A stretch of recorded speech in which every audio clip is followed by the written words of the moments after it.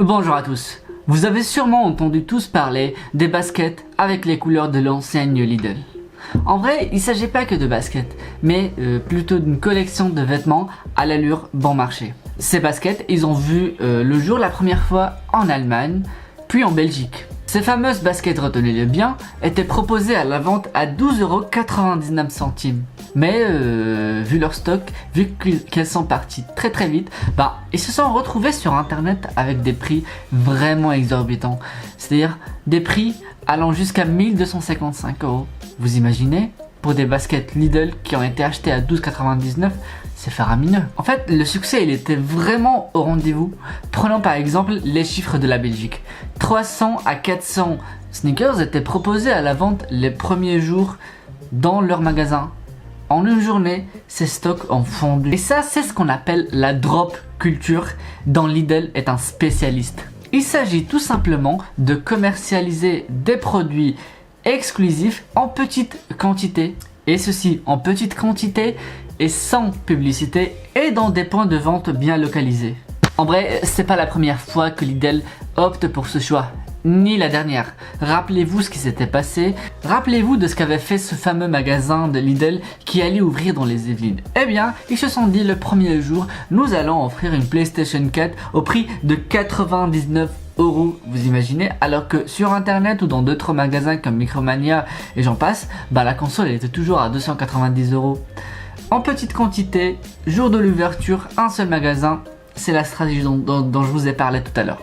Résultat, c'est que le jour de l'ouverture, il y avait tellement de monde et de gens qui étaient devant le magasin que la police elle a dû intervenir et le magasin il a même pas ouvert.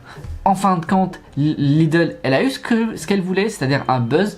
Cette nouvelle s'est répandue partout en France. Le magasin, il est devenu très fameux, le magasin il est devenu tellement célèbre. Et c'était ça, en fin de compte, le but de Lidl. Revenons à notre sujet de base, qui est celui des baskets.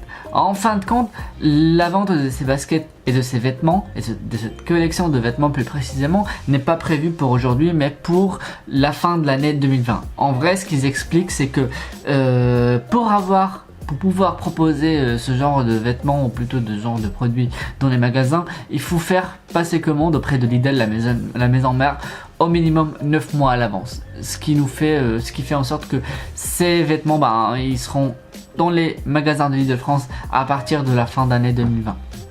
Bon, j'espère avant Noël, comme ça vous pouvez les offrir au pied du sapin. Et toute cette histoire de ligne de vêtements, ça a commencé en 2018 et c'était à Amsterdam lors de la Fashion Week. Lidl avait présenté une collection avec le célèbre mannequin Heidi Klum et le buzz est arrivé avec la distribution aux invités de chaussettes blanches avec le logo Lidl dessus. Il fallait si peu.